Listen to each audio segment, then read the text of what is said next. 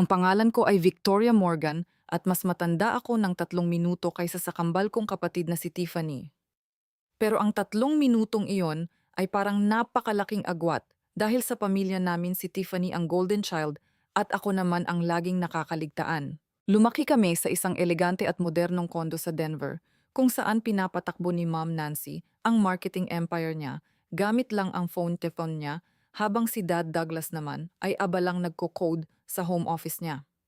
Sa paningin ng iba, mukha kaming perpektong middle-class family, maayos matagumpay, at parang walang problema.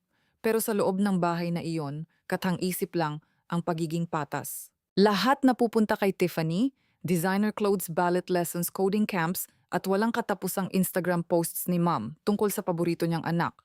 Ako, mga pinaglumaan lang ang napupunta sa akin second-hand laptop at minsan isang tapik sa ulo kung susuwertehin. Ang sandaling tuluyan akong nadurog ay pagkatapos ng college graduation namin. Sabay kaming umakyat ni Tiffany sa stage, hawak ang mga diploma namin. Pinaghirapan kong makakuha ng full ride scholarship sa MIT pero may pakialam ba sina Mom at Dad? Wala. Nagbook sila ng 5 araw na bakasyon sa Miami para ipagdiwang ang degree ni Tiffany. 3 plane tickets ang binili nila at wala roon ang pangalan ko. Victoria, independent ka naman, matalim na sabi ni Mom. Kaya mo nang maiwan dito sa bahay. Nakatayo lang ako roon habang mahigpit na hawak ang diploma ko at si Tiffany naman ay nakangisi habang nagpo-post na ng beach selfies. Pero hindi pa iyon ang pinakamasakit. Isang gabi, narinig kong bumulong si Mom kay Dad. Kung si Tiffany lang sana ang anak natin, mas madali sana ang buhay. Parang huminto ang tibok ng puso ko. Hindi lang pala ako invisible, hindi rin pala ako gusto. Doon ako nangakong ipapakita ko sa kanila kung sino talaga ako, hindi bilang ekstrang kambal, kundi bilang taong hindi nila kayang baliwalain. At maniwala kayo, sa huli napansin din nila ako. Naramdaman mo na rin bang parang invisible ka sa sarili mong pamilya? I-share mo ang kwento mo sa comments. Pindutin ang subscribe button at samahan mo ako habang pinapakita ko kung paano ko ginawang tagumpay ang pagtanggi nila sa akin sa kwentong ito na puno ng sakit at drama. Habang lumalaki kami, maaga kong natutunan na walang ibig sabihin ang pagiging 3 minutong mas matanda kay Tiffany sa bahay namin. Pagsapit naming 5, malinaw na ang lahat. Si Tiffany ang bida at ako ang anino. Hindi kailangang sabihin ni Mom ng direkta dahil ramdam na ramdam ko iyon sa mga kilos niya. Kapag namimili kami sa mall, habang walang tigil sa pagring ang phone to niya dahil sa trabaho, si Tiffany lang ang pinagliliwanag ng mga mata niya. Makikita kong ituturo ni Tiffany ang isang makinang na pink dress at agad itong mapupunta sa cart, $200 agad, walang tanong-tanong. Ako naman, hahawak ng isang t-shirt mula sa clearance rack at umaasang tatango man lang si Mom. Pero agad niyang sasabihin, Victoria, hindi natin kayang bumili ng extra. Extra! Yun pala ako para sa kanila. Hindi rin naging mas mabuti ang school. Nang magsimula kami sa first grade, agad na ipinasok ni Mom si Tiffany sa ballet classes, private lessons, 3 gabi kada linggo na nagkakahalaga ng $500 bawat buwan. Magpo-post siya ng videos ng pirouettes ni Tiffany sa Instagram habang umaani ng daan-daang likes at tinatawag siyang My Little Ballerina. Minsan nagtanong ako kung pwede rin akong sumali sa isang coding camp na nakita ko sa flyer. Tungkol iyon sa paggawa ng apps, mga bagay na talagang gusto ko.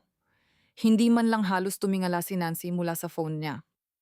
Hindi ngayon, Victoria. Masyadong mahal. Isang linggo lang ang lumipas, bumili siya ng bagong ballet shoes ni Tiffany, custom-made, at ipinadala pa mula New York. Mula noon, tumigil na akong magtanong.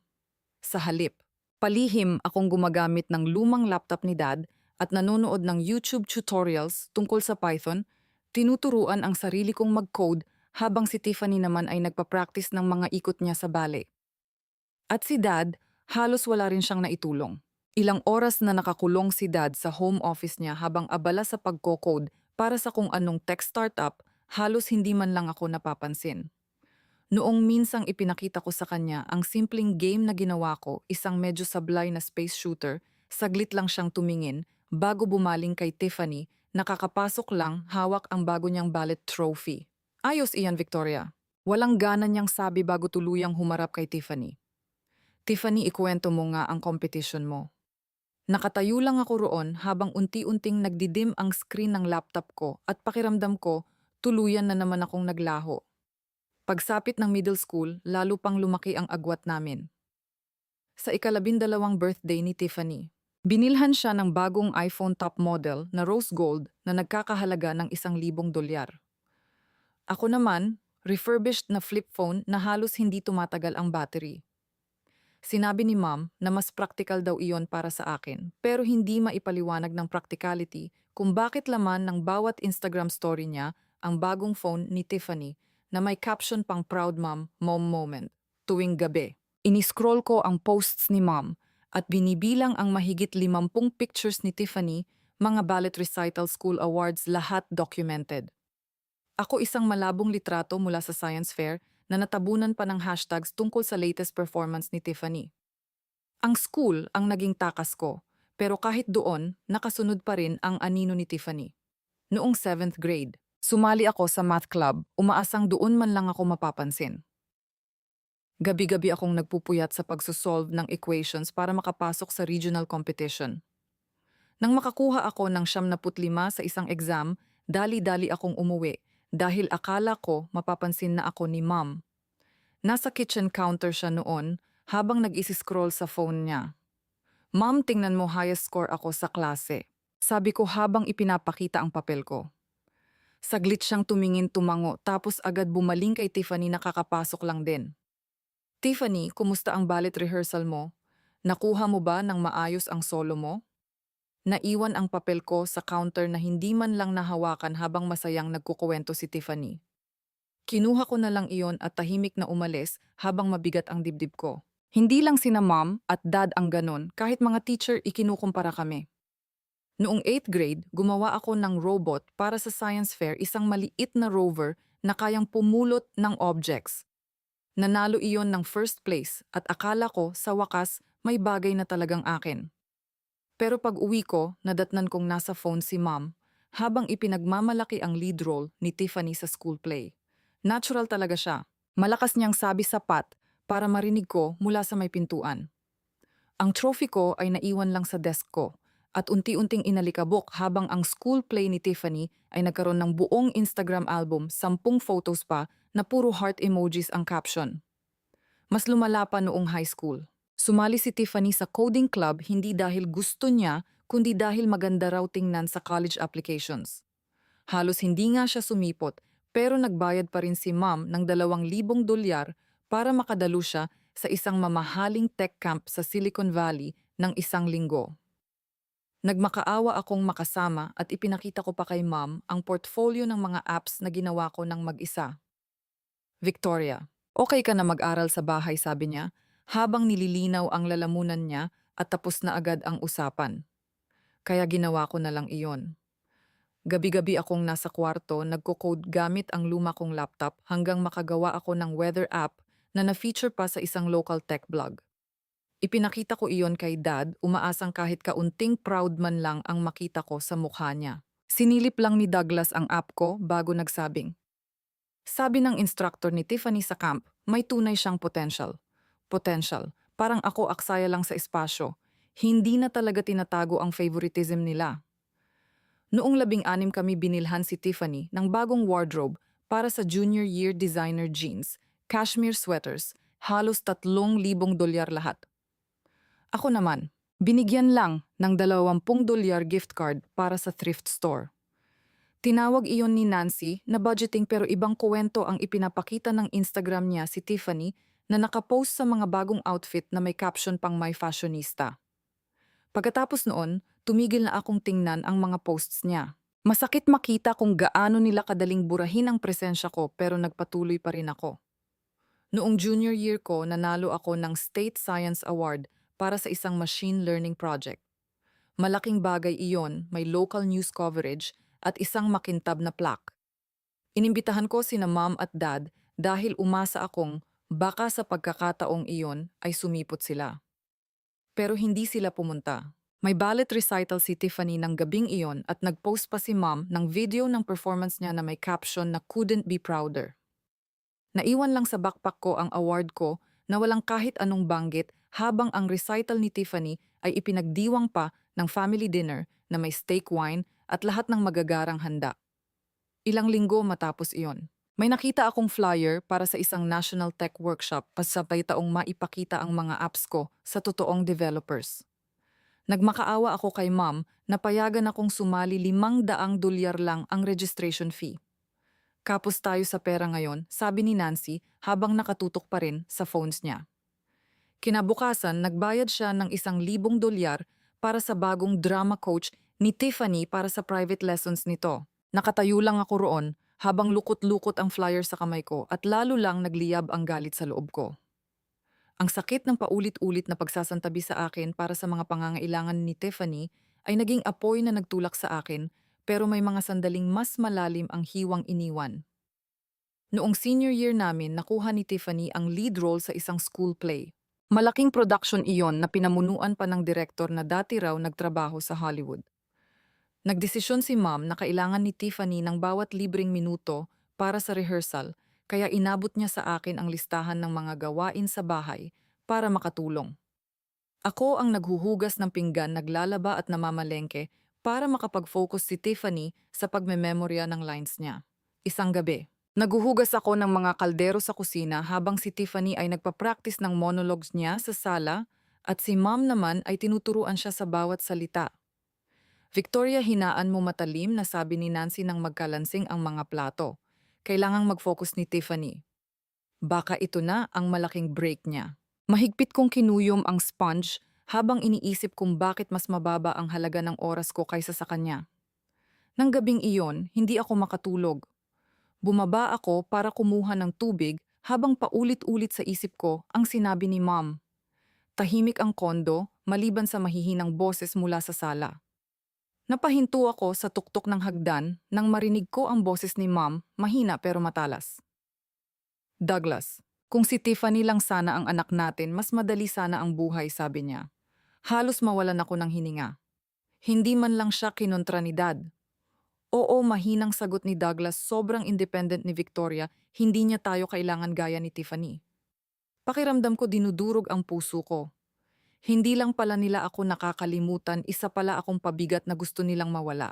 Dahan-dahan akong bumalik sa kwarto ko habang nanginginig ang mga kamay ko at kumuha ng notebook mula sa ilalim ng unan ko. Sinimulan kong isulat doon ang lahat ng gawaing ginagawa ko para kay Tiffany, bawat pagkakataong siya ang pinipili nila kaysa sa akin bawat sandaling para akong invisible. Ang notebook na iyon ang naging armor ko. Tagwan ng lahat ng sakit na hindi ko kayang sabihin ng malakas. Kinaumagahan, nagpanggap akong normal. Ngumiti ako sa breakfast, inabot ang orange juice at tumango habang walang tigil si Mom sa pagkukuwento tungkol sa rehearsal ni Tiffany. Pero sa loob ko, iba na ako.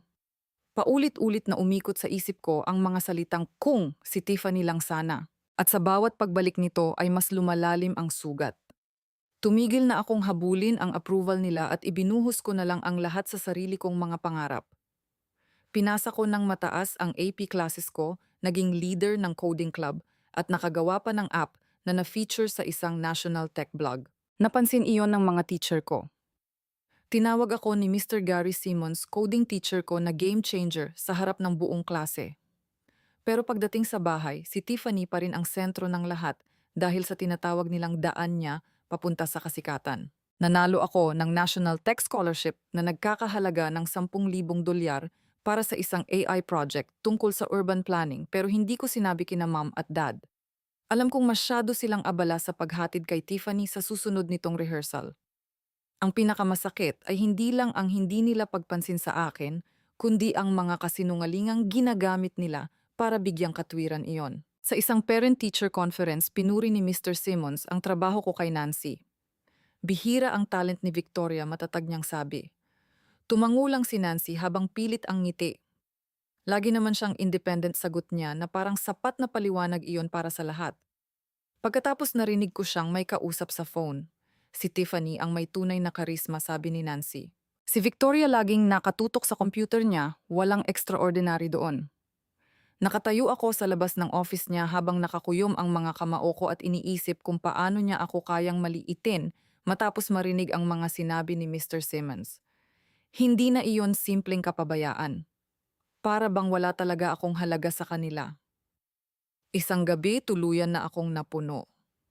Kailangan ko ng sagot. Kahit ano na magpapaliwanag kung bakit kailanman ay hindi ako naging sapat para sa kanila. Palihim akong pumasok sa home office ni ma'am matapos siyang matulog habang bukas pa ang laptop niya. Hindi ko alam kung ano talaga ang hinahanap ko, pero sinimulan kong halungkatin ang emails niya, nilalampasan ang mga tungkol sa trabaho at schedules ng rehearsal ni Tiffany. Pagkatapos, nakita ko iyon isang lumang email thread na nakatago sa folder na may label na personal. Natigilan ako sa pangalan ng sender Heather Walsh na kababatang kapatid ni ma'am.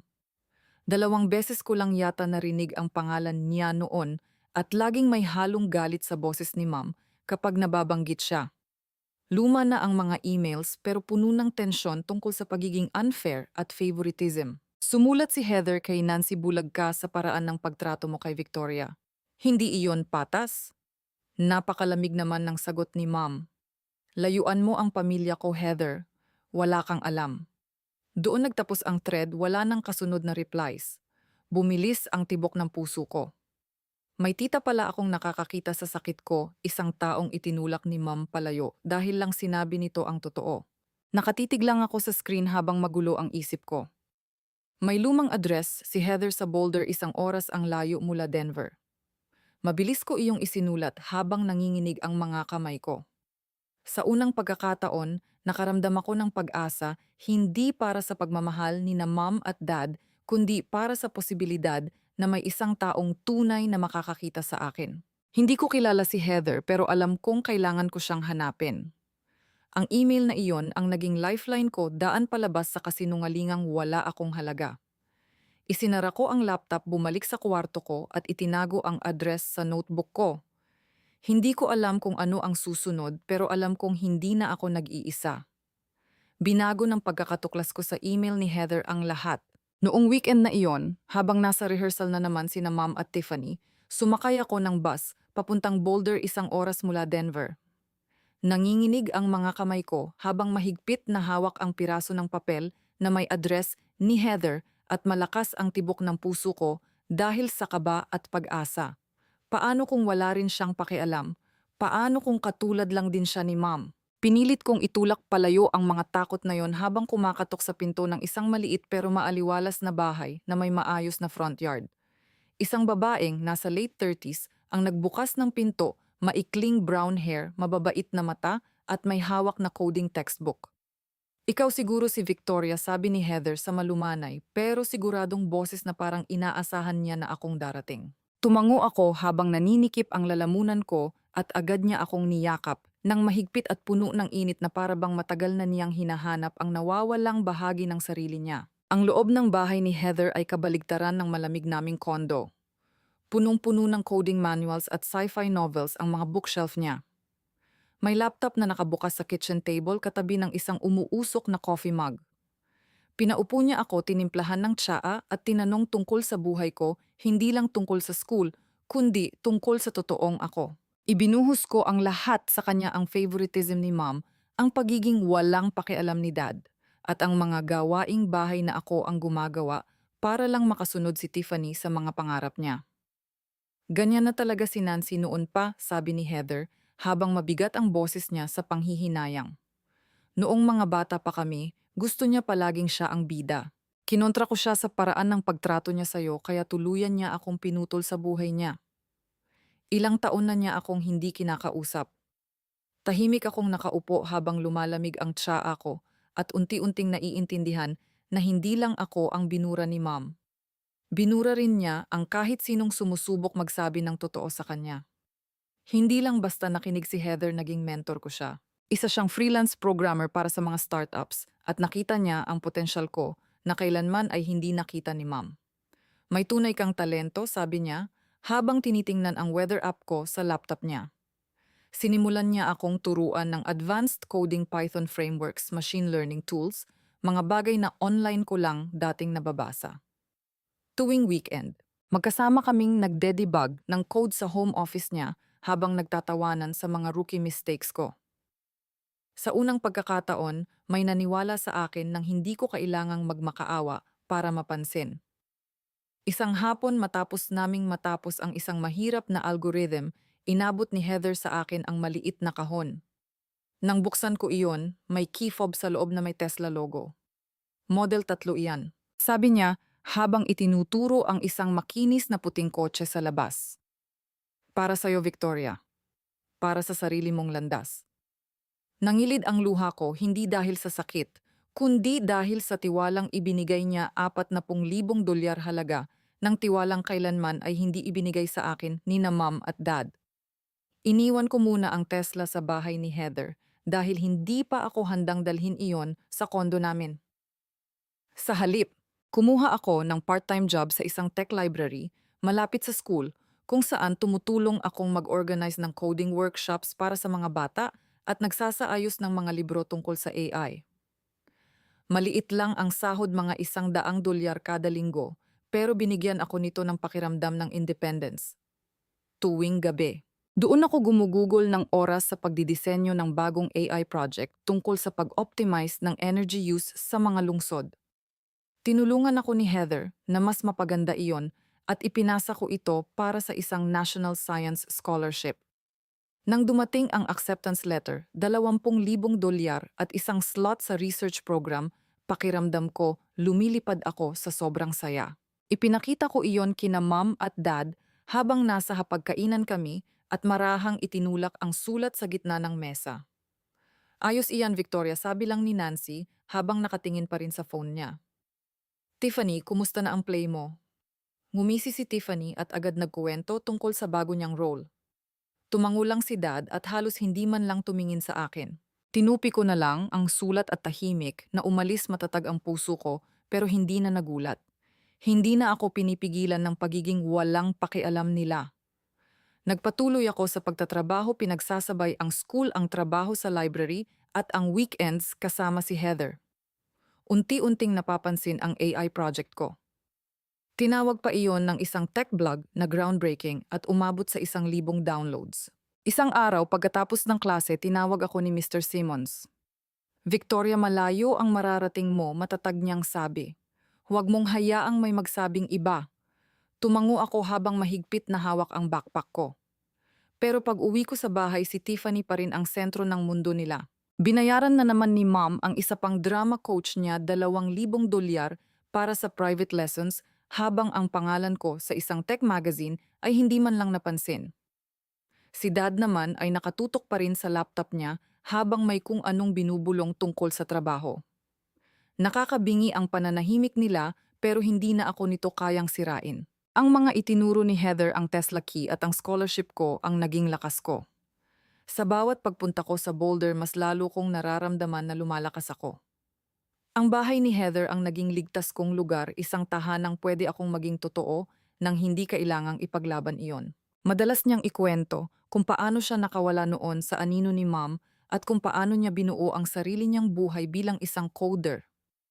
Hindi ka lang basta nabubuhay, Victoria, sabi niya. Isang gabi, habang diretso ang tingin niya sa akin. May binubuo kang bagay na hindi nila kayang kontrolin. Mahigpit kong kinapitan ang mga salitang iyon at hinayaan kong tabunan nito ang mga panlalait ni Mom at ang mapang-asar na ngiti ni Tiffany. Hindi na ako ang ekstrang kambal. Isa na akong taong may kinabukasang ako mismo ang bubuo at ipapakita ko iyon sa sarili kong paraan. Dumating ang graduation day na puno ng sigawan, palakpakan at navy blue gowns sa Denver University. Nakatayo ako sa stage habang mahigpit na hawak ang diploma ko at ipinakilala bilang valedictorian ng Class of 2025. Umaalingaw-ngaw ang sigawan ng crowd pero ang mga mata ko ay nakatutok lang sa bakanteng upuan ng pamilya ko. Nasa Miami sina Mom at Dad para sa 5 araw na selebrasyon ng graduation ni Tiffany, mga beach na maaraw, cocktails at lahat para lang sa kanya. 3 plane tickets ang binili nila at wala na naman ang pangalan ko roon. Victoria, magiging okay ka lang, sabi ni Mom sa phone noon sa matalim niyang boses. Moment ito ni Tiffany. Mahigpit kong hinawakan ang diploma ko habang sumisikip ang dibdib ko at sunod-sunod namang lumalabas sa Instagram ni Tiffany ang mga post na may caption na Family Paradise. Kakakuha ko lang noon ng full ride scholarship sa MIT kasama na ang tuition, housing, lahat-lahat, pero walang sapat na pakialam sa bahay para man lang mapansin iyon. Pagkatapos ng graduation, ibinuhos ko ang sarili ko sa paghahanda para sa MIT. Buong araw akong nasa kwarto habang tinatapos ang enrollment forms at sumasali sa online workshops para sa incoming students. Sa isang virtual panel kasama ang mga MIT professors, ipinresenta ko ang AI energy saving model ko sa grupo ng mga tech recruiters. Ilang oras akong nag-practice para maging perpekto ang bawat sagot ko at lihim na umasa na baka panoorin ni na mom at dad ang live stream link na ipinadala ko sa kanila. Hindi nila iyon pinanood. May drama showcase kasi si Tiffany ng gabing iyon at si Nancy ay naroon para i-record ang bawat linya nito para sa portfolio niya. Nag-message si Mr. Simmons pagkatapos ng panel. "Napakahusay mo, Victoria," sabi niya. Pero pagdating sa bahay parang wala pa rin akong existence. Nang araw na bumalik sila mula Miami, tinatape ko na ang huling kahon ng mga gamit ko sa kondo. Huminto ang SUV sa driveway at bumaba sina Mom, Dad at Tiffany na kulay araw ang balat nagtatawanan habang puno ng maleta ang dala nila. Pumasok si Tiffany na nakasuot ng designer sundress at nakaayos ang buhok na parang artista.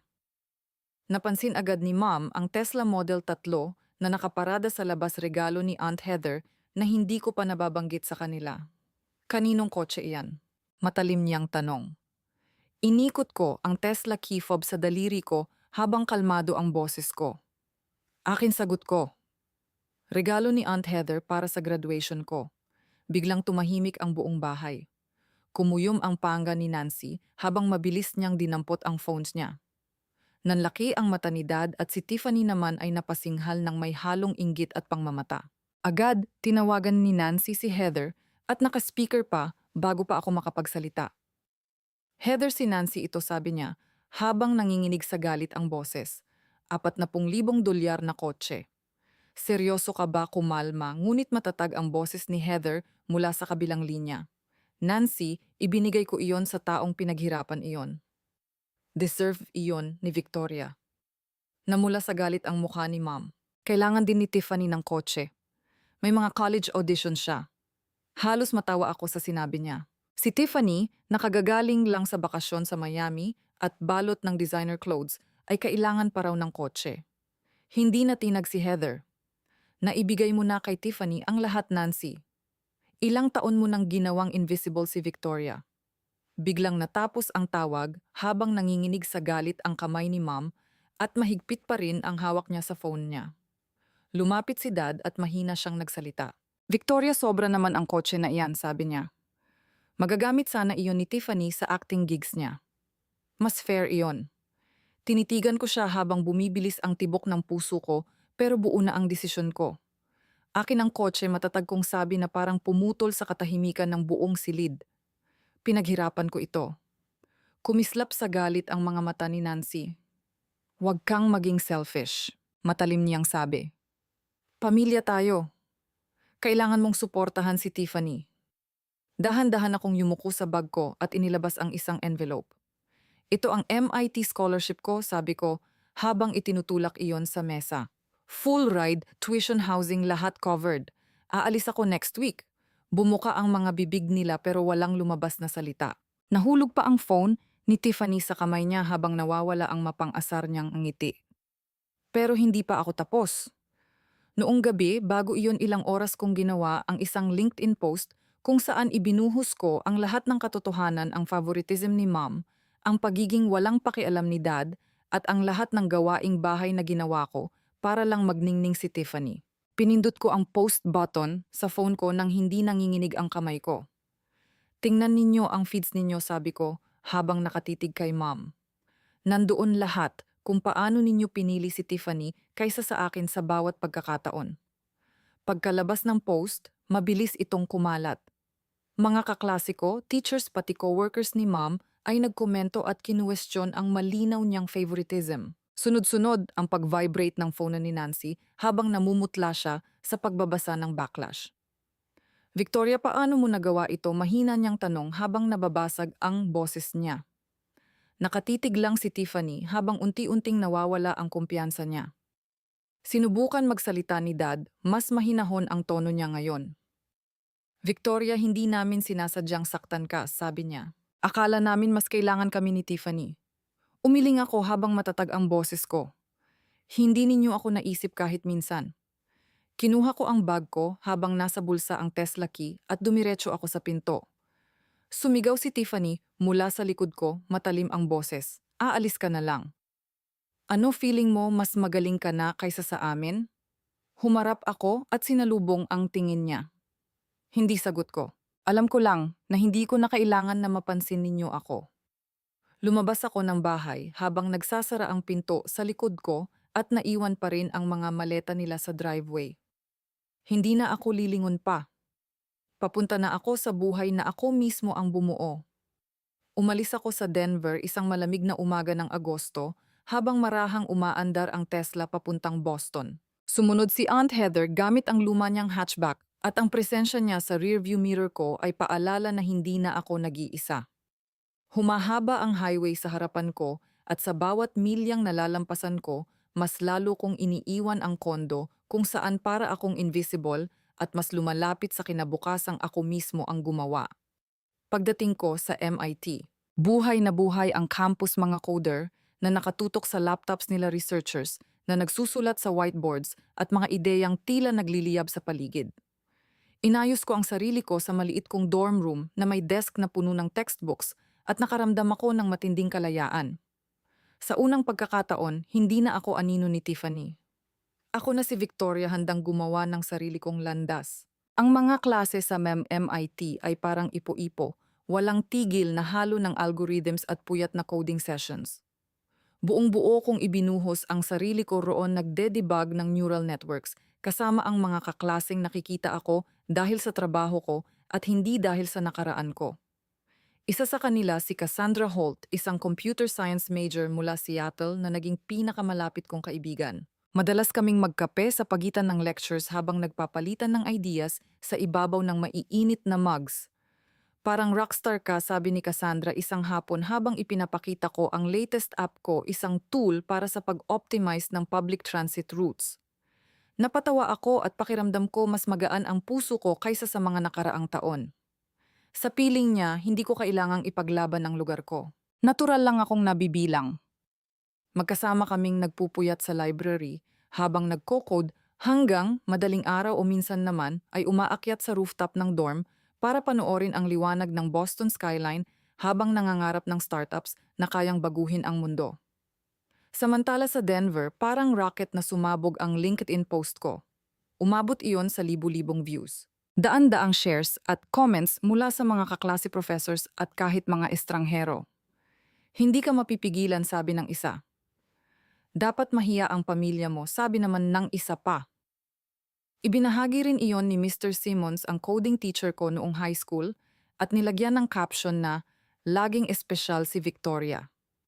Patunay ito.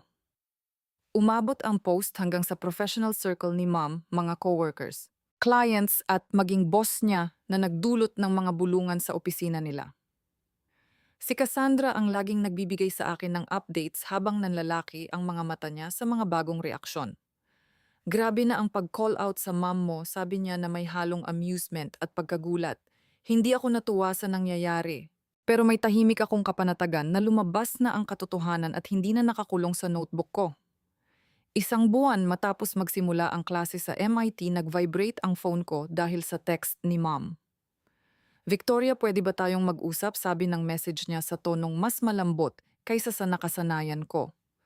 "Pasensya na kung hindi namin nakita kung gaano ka namin nasaktan. Pwede pa ba nating ayusin ito?" Matagal akong nakatitig sa screen habang nakahinto ang hinlalaki ko sa reply button. May parte sa akin na gustong maniwala, gustong umasang magkakaroon ako ng pamilyang tunay na pahahalagahan ako. Pero bigla kong narinig muli sa isip ko ang boses niya. Kung si Tiffany lang sana kasama ang lahat ng taon ng gawaing bahay, mga apps na hindi pinansin, at mga bakanting upuan sa mga mahalagang sandali ko. Dahan-dahan kong ibinaba ang phone nang walang sagot. Hindi ako galit, pagod lang akong habulin ang pagmamahal nila. Nasa akin sina Aunt Heather, Cassandra, at ang kinabukasang ako mismo ang gumawa. Kumuha ako ng part-time work sa isang tech startup sa Boston kung saan gumagawa ako ng algorithms para sa sustainable urban systems. Maliit lang ang kita $200 kada linggo pero tama ang pakiramdam ng trabaho. Tuwing hapon inaayos ko ang transit models habang nakaparada sa malapit ang Tesla ko, tahimik na simbolo ng paniniwala ni Aunt Heather sa akin. Isang gabi kinaladkad ako ni Cassandra sa isang campus hackathon. Nag-team up kami at gumawa ng app para sa real-time traffic analytics. Nanalo kami ng first place $5,000 at pagkakataong mag-pitch sa investors. Rockstar ka talaga, sabi ni Cassandra habang tinutulak ako ng pabiro habang hinahati namin ang premyo. Napangiti ako habang unti-unting nawawala ang bigat ng Denver sa bawat bagong hakbang ko. Tumatawag si Aunt Heather kada linggo at ang boses niya ang naging matatag kong sandigan. Pinapatunayan mo talaga ang sarili mo, sabi niya, matapos kong ikwento ang tungkol sa hackathon. Alam kong kaya mo iyan. Mahigpit kong hinawakan ang phone habang nangilid ang luha ko, hindi dahil sa sakit, kundi dahil sa wakas, may taong tunay na nakakakita sa akin. Nagpapadala si Aunt Heather ng mga care package coffee beans tech magazines at maliliit na notes na may nakasulat na Keep Shining Victoria. Ipinaskil ko ang mga iyon sa dingding ng dorm ko katabi ng MIT letter at Tesla key ko, mga paalala na ang tunay na pagmamahal ay hindi kailangang may kondisyon. Makalipas ang 2 buwan, muli akong tinext ni Mom. Victoria, namimiss ka namin, sabi ng message niya. Nahihirapan si Tiffany sa college. Kailangan niya ng tulong mo. Pamilya pa rin tayo, hindi ba? Binasa ko iyon ng kalmado ang puso ko. Nahihirapan si Tiffany siguro. Pero ilang taon kong pinasan ang bigat niya at tapos na ako roon. Hindi ako nag-reply. Hindi ko rin siya binlock. Hinayaan ko lang ang message na manatili roon. Hindi ako tumatakbo palayo sa kanila. Tumatakbo ako papunta sa mas malaking buhay para sa sarili ko. Patuloy na tumaas ang downloads ng app ko, 40,000, pataas at patuloy pang nadadagdagan. Inalok ako ng startup ng full-time role pagkatapos kong graduate bilang leader ng AI team nila. Agad akong pumayag ng walang pag-aalinlangan. Hindi na basta lungsod lang ang Boston, para sa akin naging tahanan ko na ito. Madalas akong maglakad sa campus habang mabigat ang backpack ko sa dami ng code at pangarap na dala ko. Pero magaan ang pakiramdam dahil sa wakas sapat na ako bilang sarili ko. Madalas kaming magpunta ni Cassandra sa mga late-night diners, naghahati ng fries habang nagsusulat ng ideas para sa susunod naming project. Isang gabi, sa ilalim ng neon lights ng isang diner sign, tinanong niya ako, "Naiisip mo pa bang bumalik?" Umiling ako. Nasa tamang lugar na ako, sagot ko. Ilang taon kong hinabol ang spotlight na hindi naman para sa akin, pero ngayon, mayroon na akong sariling liwanag, matapang, malinaw at binuo ko ng paisa-isang linya ng code. Ang piliin ang sarili ko ang pinakamahirap na ginawa ko, pero sulit ang lahat. Hindi ko kailangan ang paghingi ng tawad ni Mom o ang approval ni Tiffany para malaman ang halaga ko. Natagpuan ko iyon sa tiwala ni Aunt Heather, sa pagkakaibigan ni Cassandra at sa bawat code na isinulat ko. Ang pamilya ay hindi lang tungkol sa kung saan ka nagsimula. Ito ay kung saan ka tunay na nakikita kung saan sapat ka. At sa wakas, sapat na ako.